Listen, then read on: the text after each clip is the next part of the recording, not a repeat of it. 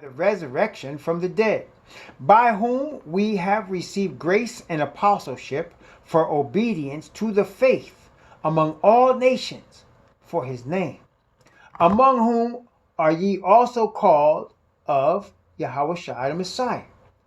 To all that be in Rome, beloved of Yahweh, called to be saints, grace to you and peace from Yahweh our Father and from the Master, Yahushua, Messiah. I want you to notice he didn't say Father, Son, and Holy Spirit. Did you notice that? He didn't say greetings from Father, Son, and Holy Spirit, did he? He said greetings from Yahweh our Father and Messiah. Why? Because there is no Trinity. There is no Trinity. Somebody say, well, what about the Spirit? It is the Father's Spirit. It is the Father's Spirit.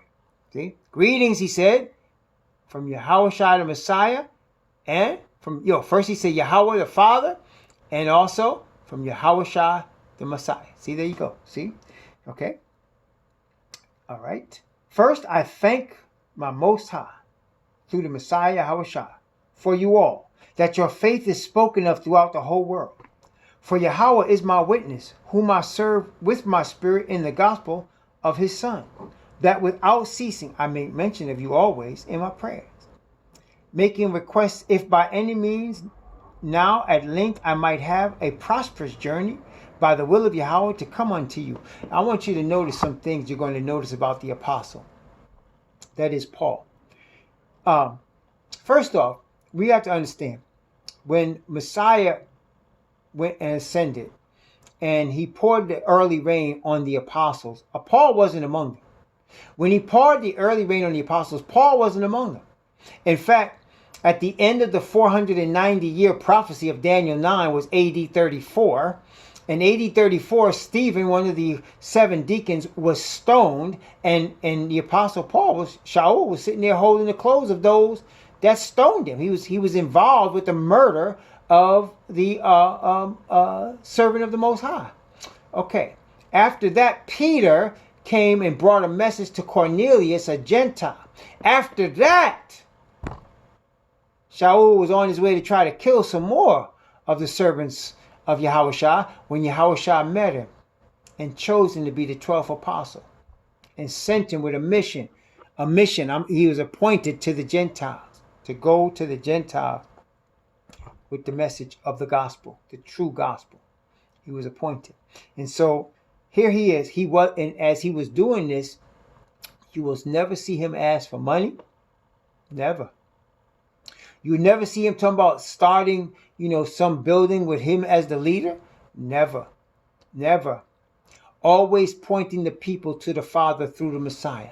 Always giving of himself for the glory of the Father.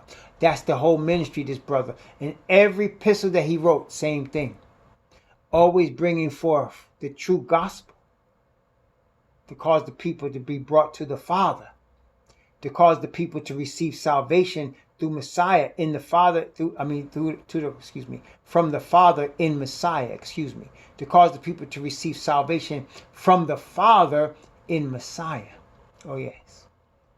And the gospel is more than good news. It is power to cause the righteousness of the Father to be revealed. Praise the Most High. It is power to cause the righteousness of the Father to be revealed. And notice what he says to the Romans: I pray for you. You're always in my prayers. Your faith is spoken of throughout the world. These are converted Gentiles.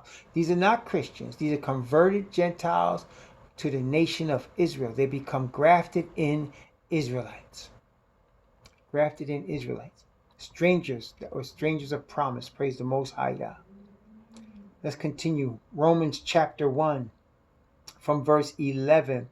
Romans chapter 1 from verse 11 down to verse 14. Notice what it says.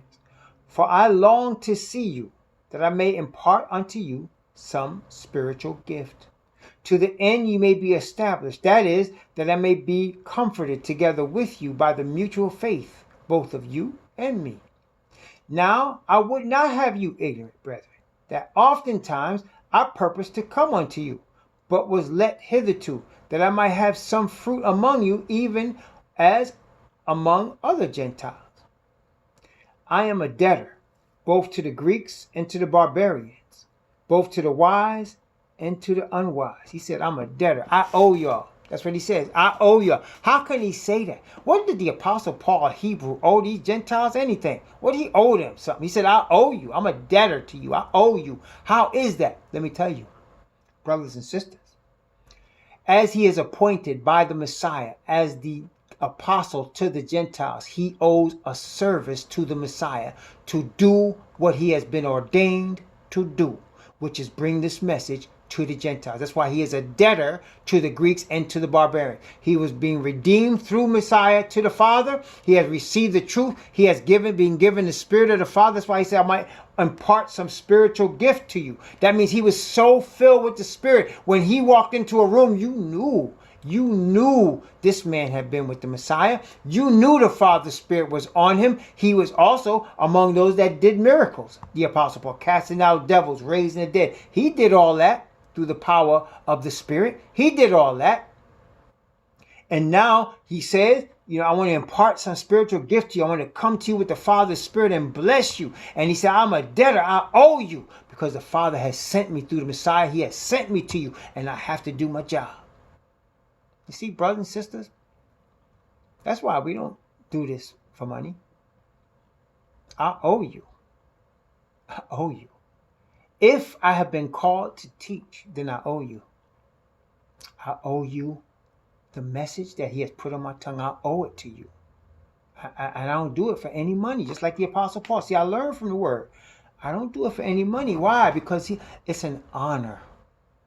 It's because of the mercy that the Messiah showed to this apostle. He realized the mercy and he said, no, I should be dead. He said, I'm the worst. He said, I'm the chief sinner. And the Most High saved me through the Messiah.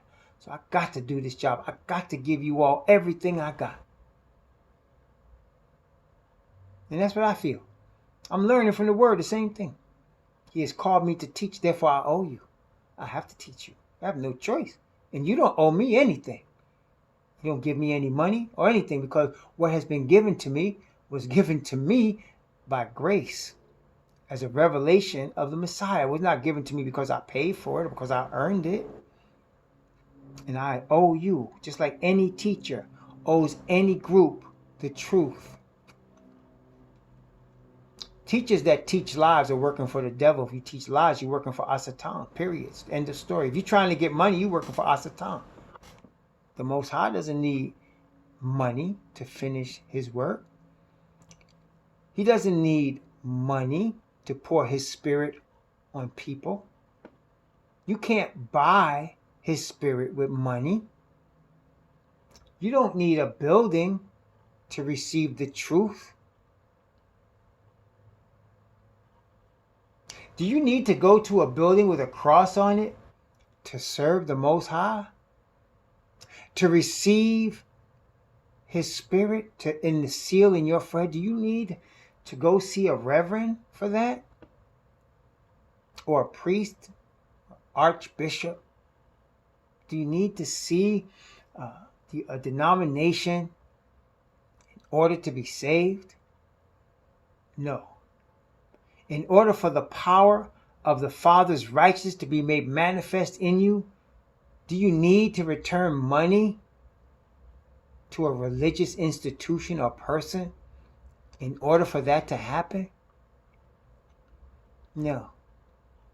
So what are all these people out here doing when they ask for all this money and they build these big buildings and they say they need it to house people to worship? What are they doing? Why? Why? Praise the Most High for the truth. Praise the Most High for the truth and for the example of this brother. Let's finish today's lesson with our second reading of the gospel. We're going to read this many times. I'm going to tell you because this is the most important part of this whole book. And this thing here is a key. Romans chapter 1. I'm going to start at verse 14 and go down to verse 17. And we'll finish today at verse 17. I am a debtor, both to the Greeks and to the barbarians, both to the wise and to the unwise. So, as much as in me is, I am ready to preach the gospel to you that are at Rome also.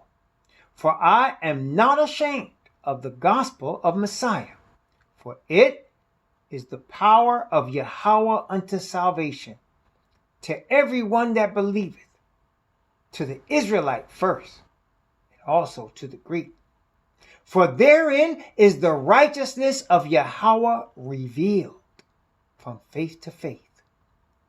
As it is written, the just shall live by faith. Praise the Most High Yah.